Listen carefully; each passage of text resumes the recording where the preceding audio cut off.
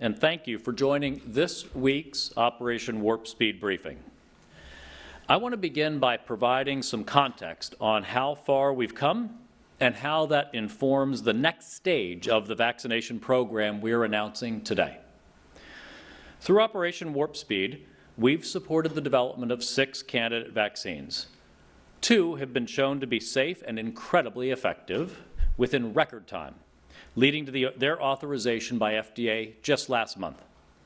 We've seen substantial rises in Americans' confidence in these vaccines and interest in taking them. We are now at an important juncture in the vaccine program, where we're ready for a transition that we outlined last September in the vaccine playbook we sent to states. That shift occurs as supply expands to meet demand, allowing us to expand the scope of people recommended to receive the vaccine and expand the delivery sites used. We have achieved several milestones, several triggers that brought us to this point. Nearly 38 million total doses of vaccine to date, including about 25 million first doses, have been made available for states to order against, with more becoming available this week. The doses allocated exceeds the priority populations in Group 1A, including frontline health workers and seniors living in long-term care facilities, which means that supply now exceeds demand from those groups. Only 4 weeks into our launch, we have gained confidence in the integrity of our distribution system, which has now successfully delivered to over 14,000 locations, essentially without a hitch.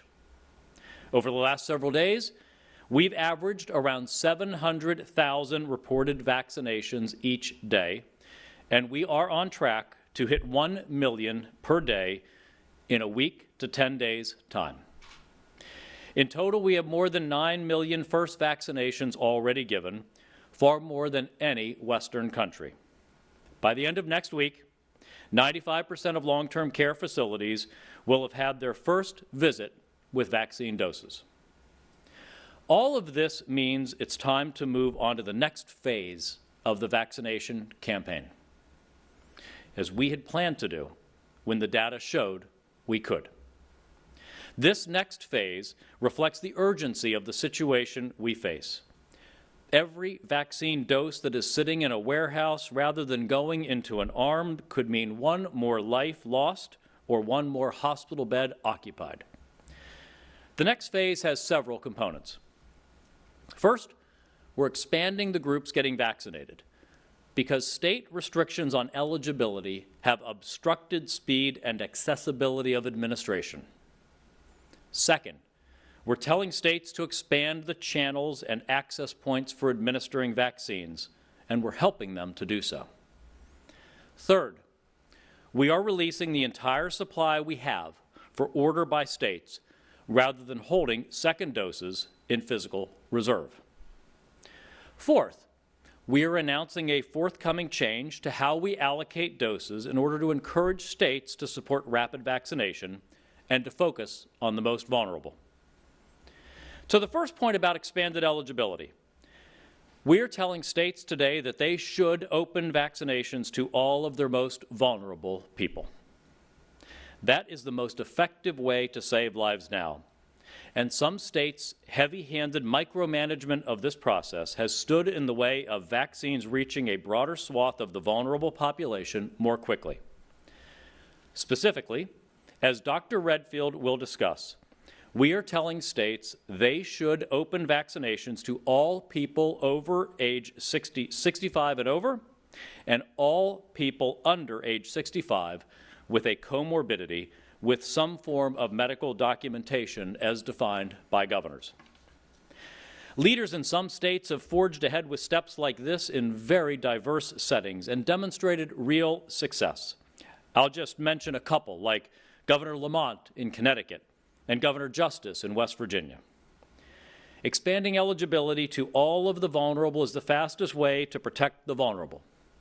It's simply much easier to manage allocating vaccines and appointments to everyone 65 and over rather than narrower, more complex categories, and it enables states to use much more diverse administration channels.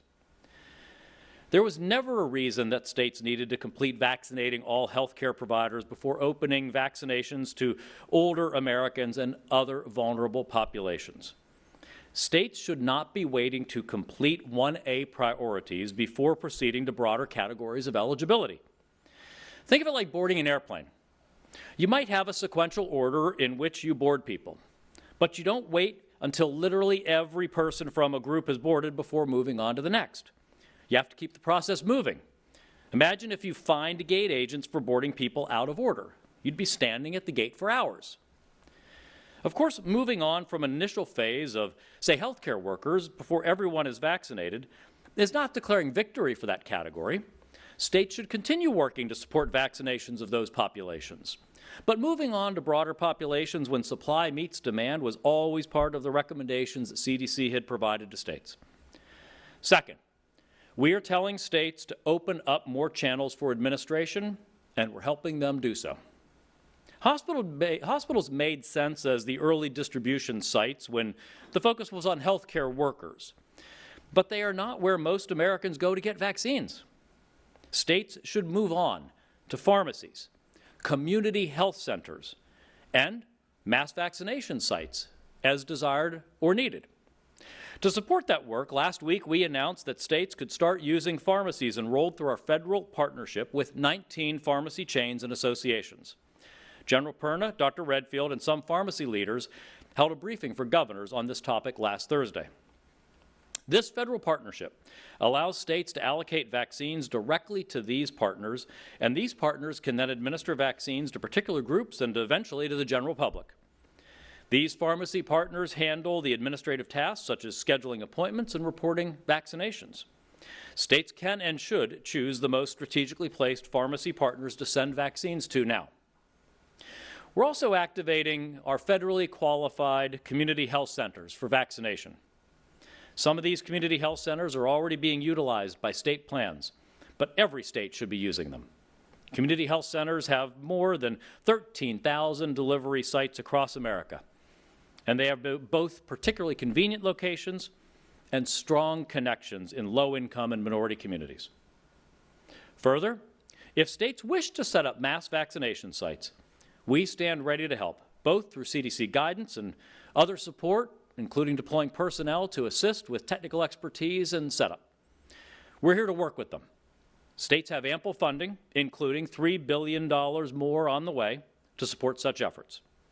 Third, we're now making the full reserve of doses we have available for order. We are 100% committed to ensuring a second dose is available for every American who receives a first dose. Let me repeat that. Our approach continues to ensure that there will be a second dose available for someone who gets a first dose of vaccine. Based on the science and evidence we have, it is imperative that people receive their second doses on time. That's what the science says, and ignoring that would be reckless.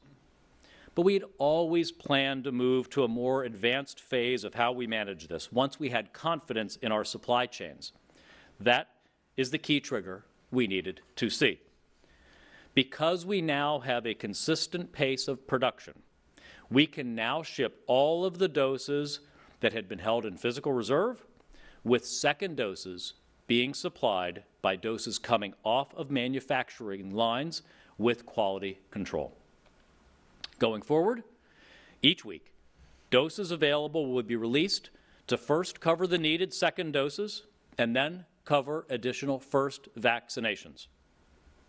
Finally, effective 2 weeks from now, we are changing how we allocate first doses among the states in order to ensure doses are being put to use and put to use for the most vulnerable.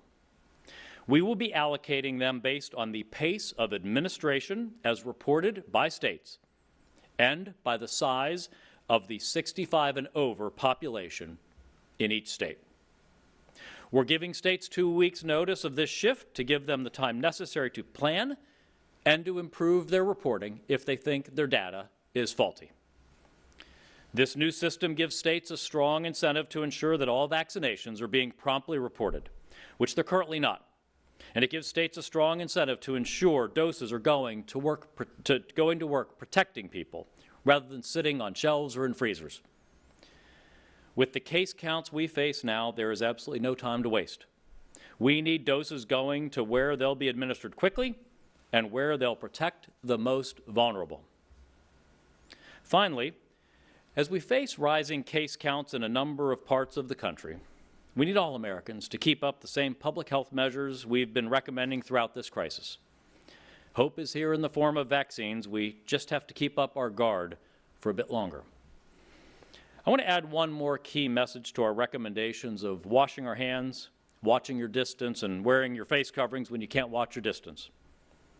If you test positive and are at risk for severe disease, meaning you are over 65 or have a comorbidity, you should be asking your doctor or healthcare provider why you are not being given one of the FDA-authorized antibody therapies that are in ready supply. We have products sitting on the shelves that can help keep people out of the hospital. That is just as unacceptable as vaccines sitting on shelves unused. People in the appropriate categories should be asking their doctors or healthcare providers why they aren't being offered these antibody therapies. With that, I'll hand things over to Dr. Redfield, our CDC director. Dr. Redfield?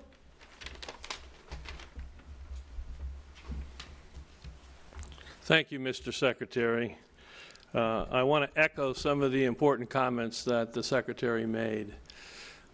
Clearly, as we began vaccination with our frontline healthcare workers and individuals in long-term nursing care and assisted living, that was the initial phase to begin to roll out this vaccine distribution. As the Secretary said, that as we sit here in the 4th week of this vaccination program, we now are at a time where actually there's more vaccine available than's being requested for vaccination within the 1A group. The ACIP and CDC guidelines that came out on vaccination to the states were never meant to be somehow finish the first phase, then you move to the second phase, then you move to the third. So I'm here as the CDC director to ask our governors to echo what the Secretary said and strongly recommend that vaccination now be expanded to those individuals 65 or over, and those individuals between 16 or 18, depending on the vaccine being used, to 64 that have a comorbidity with a medical documentation of such. We clearly have enough vaccine at this point to begin to expand and get more and more of the vulnerable individuals in our country vaccinated. This is particularly important right now as we're seeing the post-holiday surge. We have many jurisdictions now that are on the verge of going from a linear growth to basically exponential growth. And we believe it's critically important at this time to get those most vulnerable people as quickly as we can into vaccination programs as a key strategy to maintain hospital resilience. I also want to echo what the Secretary said about the importance of using the approved, EUA-approved monoclonal antibodies for individuals at highest risk that develop symptoms prior to hospitalization. That's a second really important intervention that we have at this moment to maintain hospital resilience. And finally, I just have to echo also the closing comments of the Secretary. This is a time that we call on all Americans to be vigilant in the mitigation steps that we've asked, particularly in their own households. Most of the transmission that is occurring in our nation right now is not occurring in the public square. It's occurring one household to one household to one household. So again, wear masks, they work. Social distance, it works. Staying away and being smart about crowds, washing your hands, they work. We need to work all together now. It's going to be a difficult January and probably February. But with the vaccine and the new therapeutics we have, there's really strong light at that end of that tunnel as we enter March. but we need to really commit right now and get as many Americans vaccinated as we can that are particularly the most vulnerable and at risk for hospitalization. Thank you. We'll have General Perna next. Oh, Montseff is going to. Yeah, General Perna will talk next.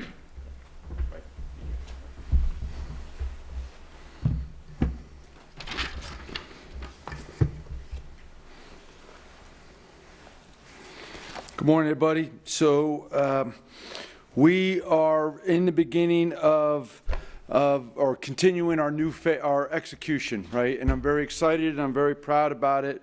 A month ago is when we started delivering vaccines around the world, around the country. And they went to the hospitals as we focused on the categories for first-line medical responders. 4 weeks later, we've made significant progress, as the Secretary has highlighted. And there is nobody working harder, right, to ensure that vaccines are being distributed than the OWS team in execution to get it to where it needs to be. So distribution of the vaccines is getting them to the states so that they can ensure that it gets to the arms. And we are enabling that every day. We, as the Secretary said, have sent over 25 million doses of vaccines over to 16,000 different locations. Really, really great effort.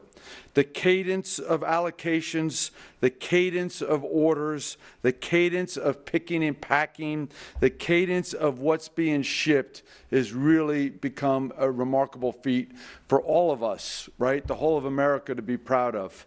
We are executing this every day, every week, and the months will go by.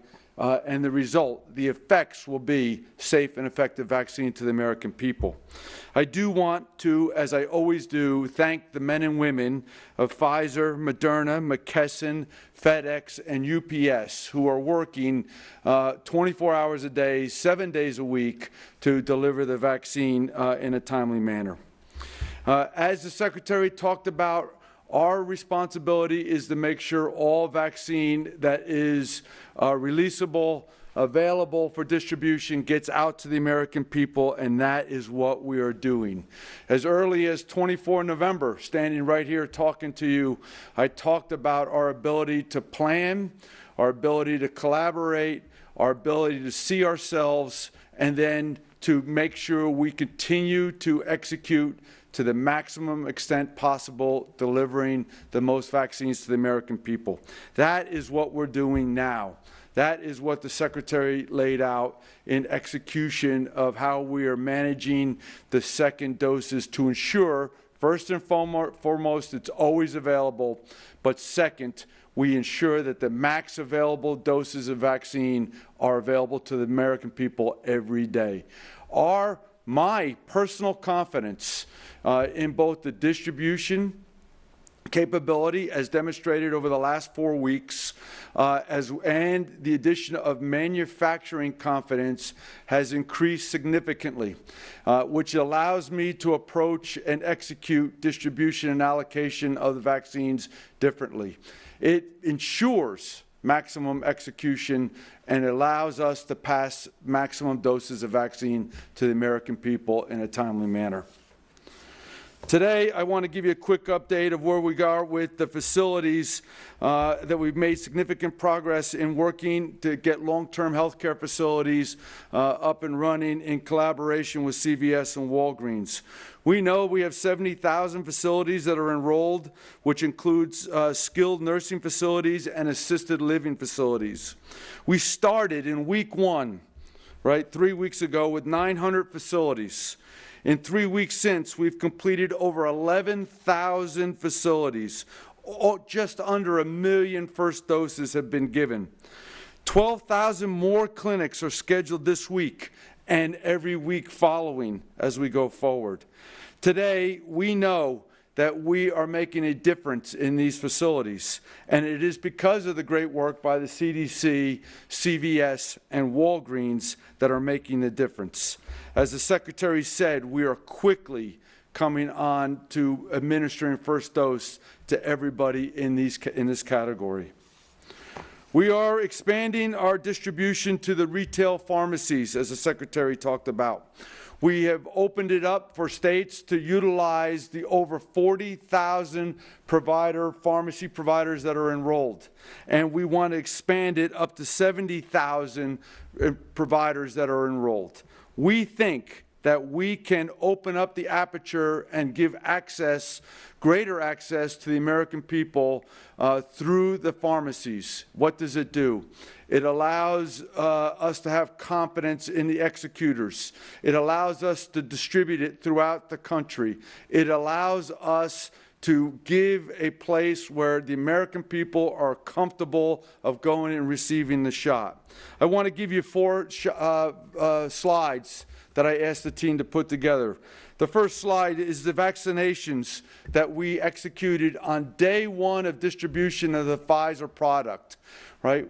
We went to over 636 sites on day 1 across the country of our country.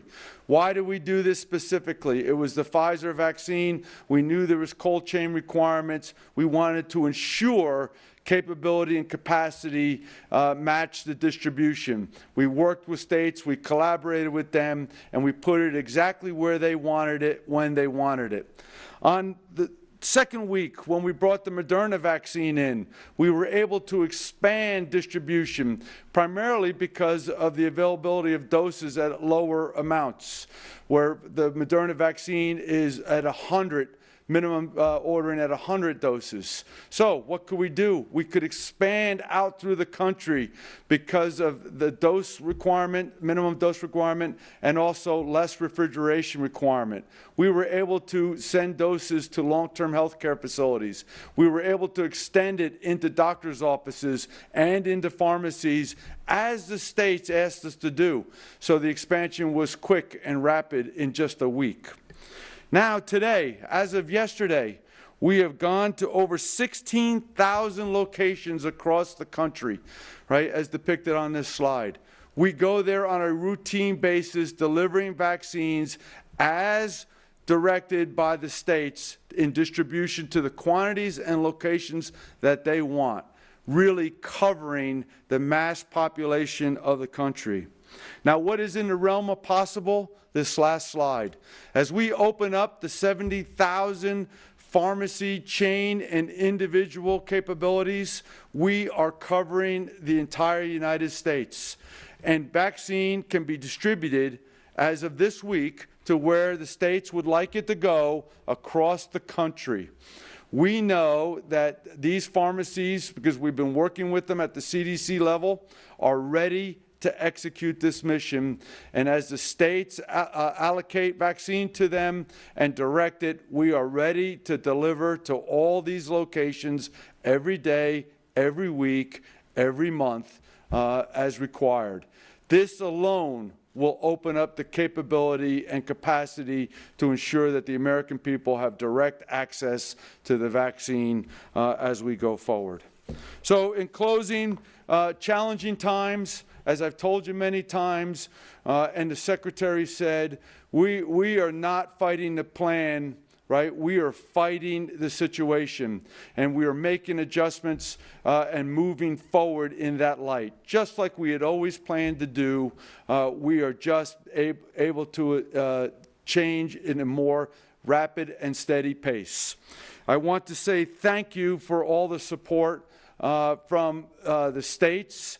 I want to say thank you again to the industry partners that are helping us execute this flawless distribution, because every day they do their job, more vaccine gets out to the American people.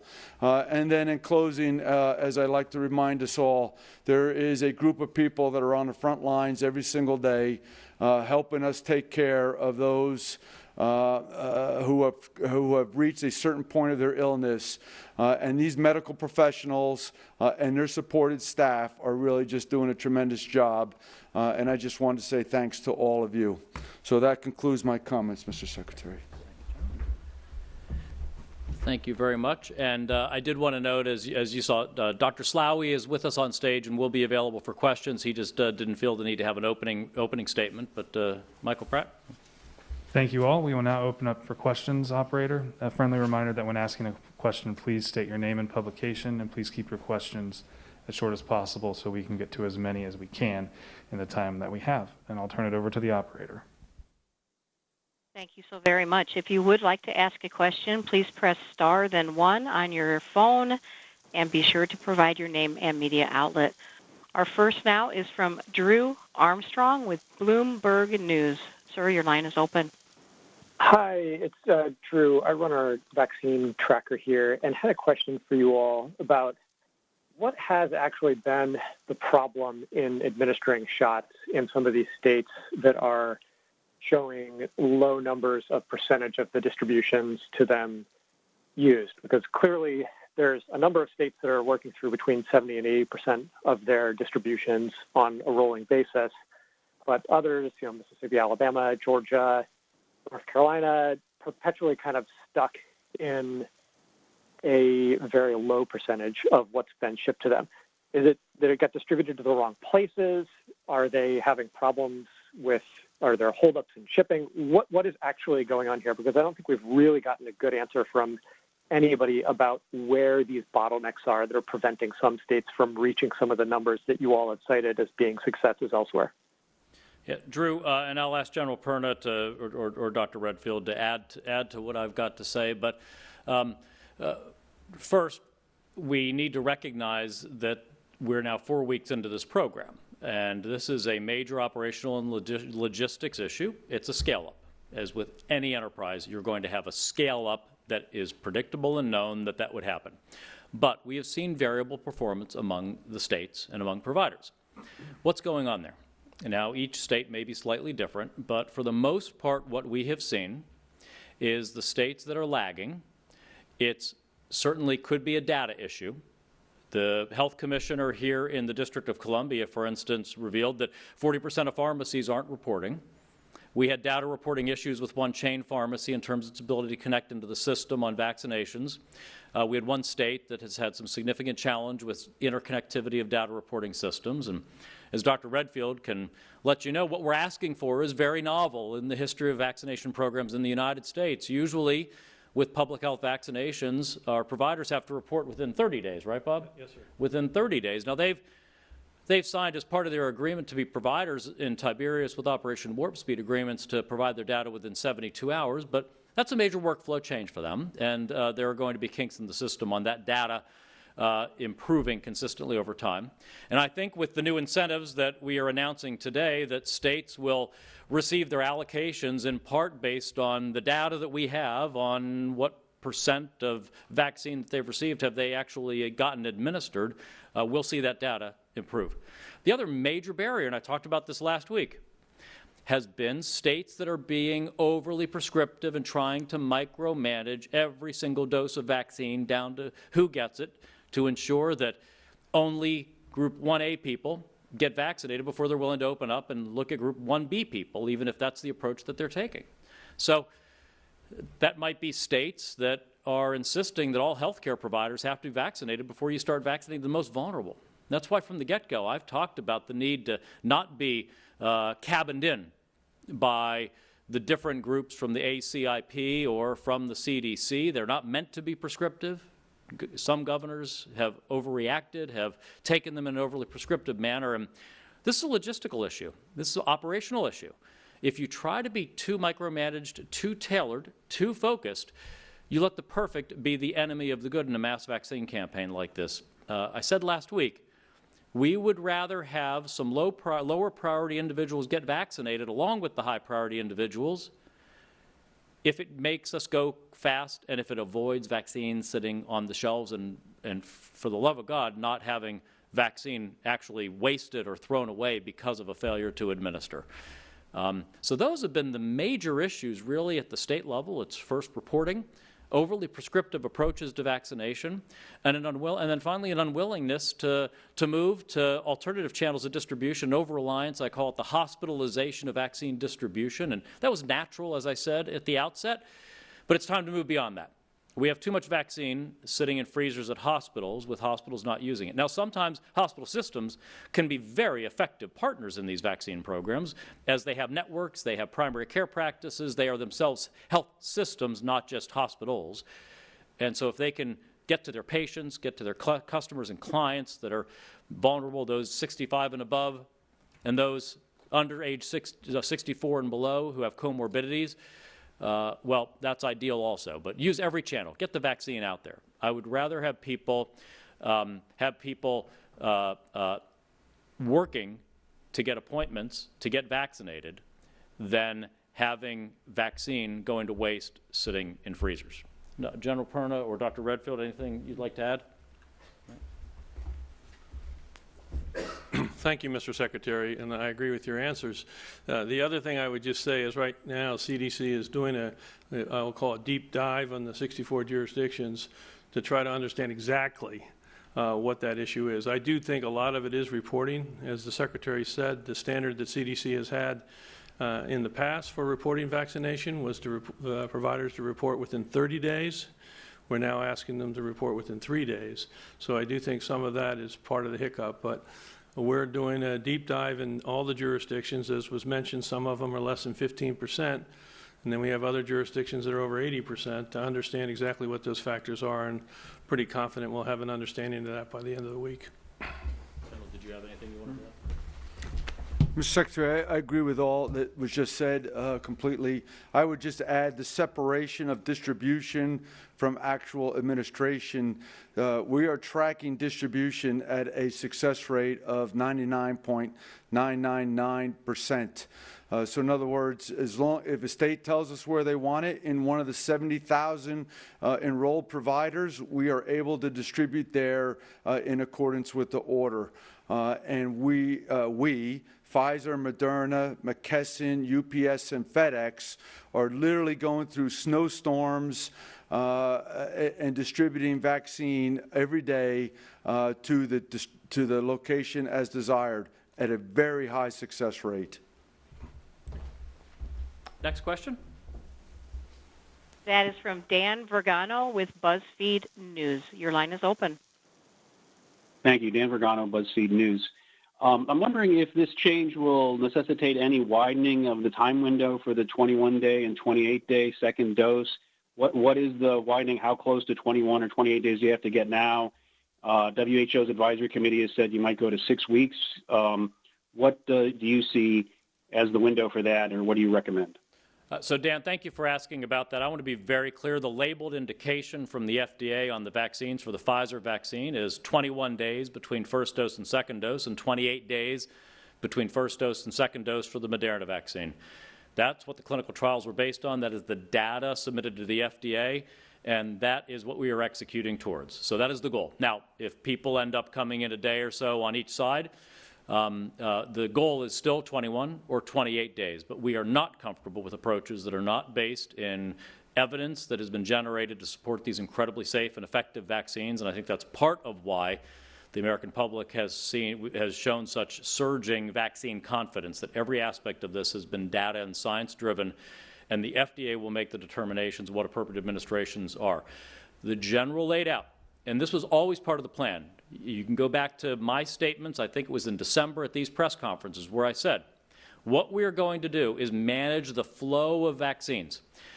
We must ensure that if you get a first vaccine, there will be a second vaccine at the 21-day or the 28-day mark at the provider for you to get that. We have two sources for vaccine. One would be holding back some of the initial stocks of vaccine that were releasable in December to guarantee that we'd have that second dose. But I said, over time, as we gain confidence in the manufacturing quality and processes at Moderna and Pfizer, and with our deep, deep, deep Operation Warp Speed engagement at Moderna and our increasing engagement now with Pfizer and their manufacturing processes and use of the Defense Production Act, we have greater visibility and greater confidence in their production capabilities. We now have been able to move to where we do not need to hold back reserve doses because we can predict with better certainty the doses that will arrive off the production lines and quality control at the 21-day and 28-day mark to fulfill our second dose obligations to patients. And that will be our primary. And so if there heaven forbid, were any type of glitches in production. The way this would work is new production off the production lines would be going towards first and foremost fulfilling the second dose obligation, and any first doses would be delayed to ensure that patients get at the 21 or 28-day mark that second dose. Thank you. We have time for 2 more questions. Thank you. Our next from Ricardo Alonso Zaldivar with Associated Press. Your line is now open. Hi, thank you for taking my question. And Mr. Secretary, can you walk us through the change in allocation to the states that you announced today? Does that mean that some states may end up getting less than they otherwise would have? And is there a risk of disruption with that? And finally, do you have buy-in to that approach from the incoming administration? So, Ricardo, thank you for the question on that.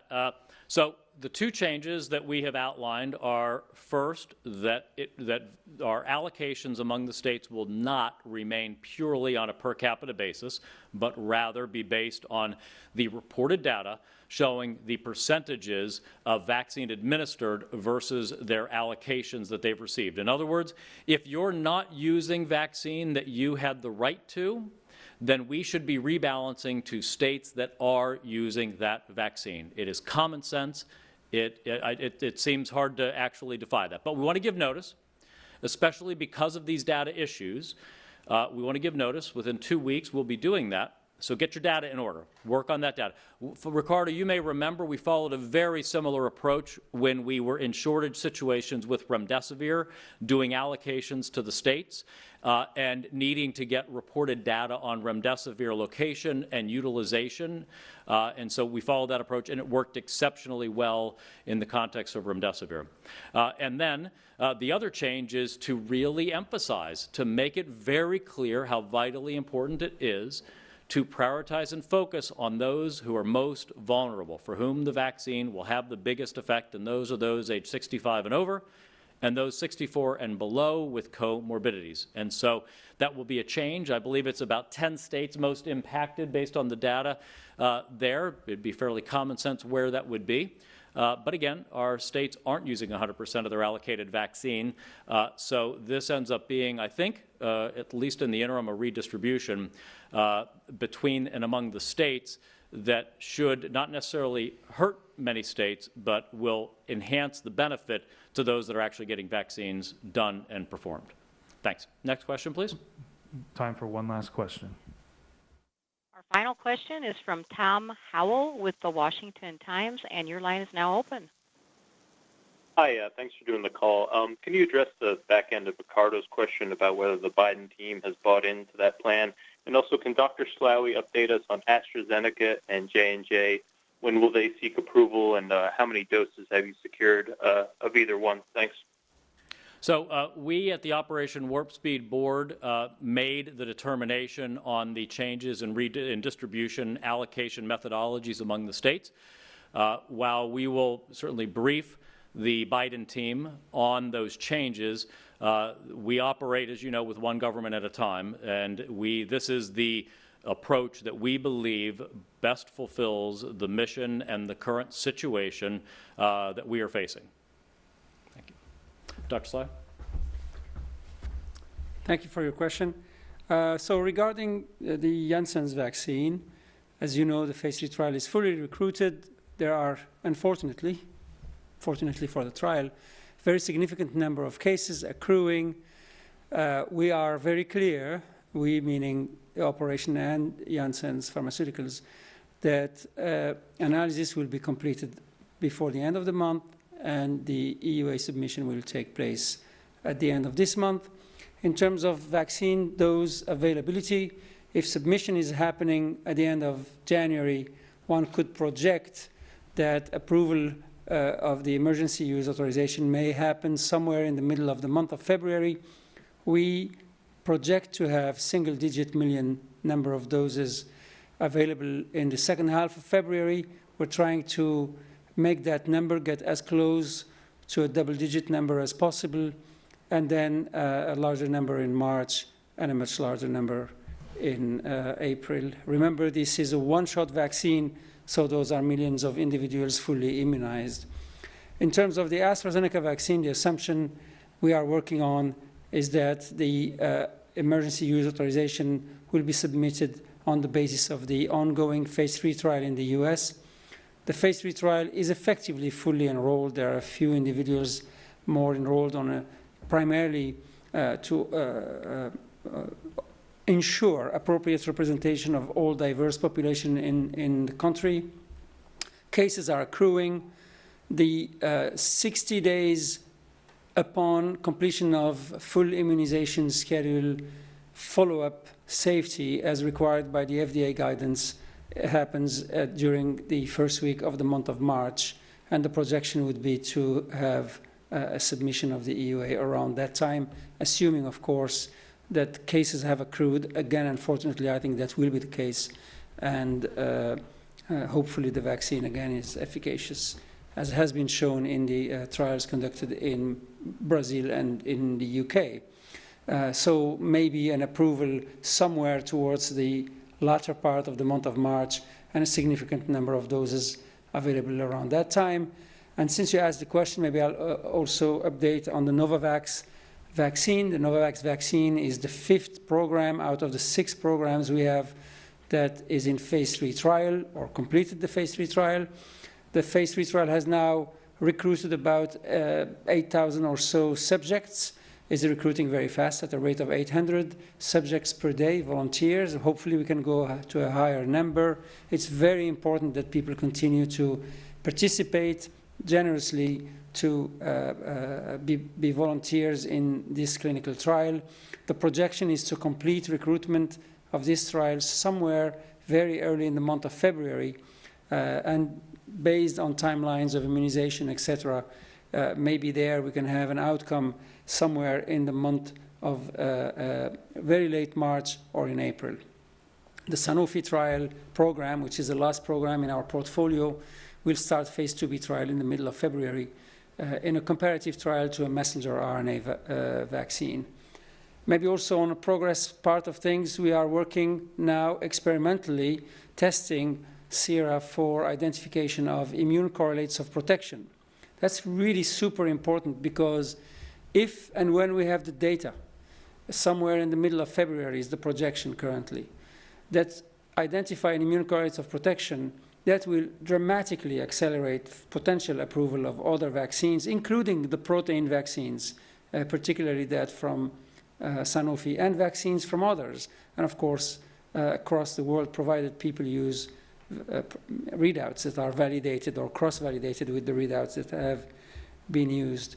I do want to say a final point is we are running a clinical trial, a phase 3 trial in adolescents 12 to 18 years of age with the Moderna vaccine. It's a real challenge. It's been 4 weeks ongoing. We only recruited about 800 subjects in the trial. Remember, I just said earlier the Novavax vaccine is recruiting 800 subjects per day. Here we're talking about 800 subjects in a month. It's really very important for all of us, for all the population in America, to realize that we can't have that indication unless adolescents aged 12 to 18 decide to participate, of course, as a voluntary decision, into the clinical trials. We need to recruit about 3,000 subjects into the trial to complete them. Thank you. So this is very likely the last Operation Warp Speed briefing with this team for you all. I just wanted to express 3 notes of thanks. First, I want to thank the members of the media who participated in these Operation Warp Speed calls. You have been unfailingly professional and allowed an educational and technical level briefing that I hope your readers and listeners and viewers have appreciated. We have tried at every step of the way to be factual and transparent with you and bring you on the journey with us of vaccine approvals and distribution and now administration. So thank you for making that possible. Second, I want to express my appreciation to former Secretary Esper, Acting Secretary Miller, and Deputy Secretary Norquist of the Defense Department. The collaboration between DoD and HHS has been unprecedented And really in my decades around government service, I've just never seen this type of collaboration and cooperation. That comes from the top. That is a credit to the leadership of the Defense Department to make this happen. So thank you for that. Finally, people is policy. And we fortunately, at the outset of Operation Warp Speed, were able to have some exceptional people leading this. In all of my time leading in business and in government, I have never been part of a team that has demonstrated teamwork and professionalism and integrity, discipline, as this team does. And I want to express my personal appreciation to all of the members of the team, but especially General Perna, who was a hero for America before he did this. Now he's a hero for America's public health. To Moncef Slaoui, who is a hero of the biopharmaceutical industry before doing this, and is now a hero of America's public health.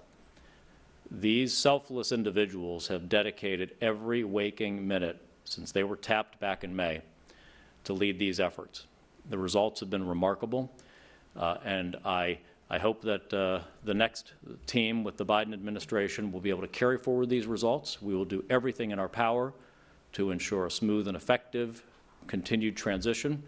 The first meeting, I believe, of any transition team between this administration and the Biden administration was before Thanksgiving, and it was for Operation Warp Speed. And we'll continue those efforts up through the last day of this administration into the Biden administration. So thank you all very much. We appreciate everything.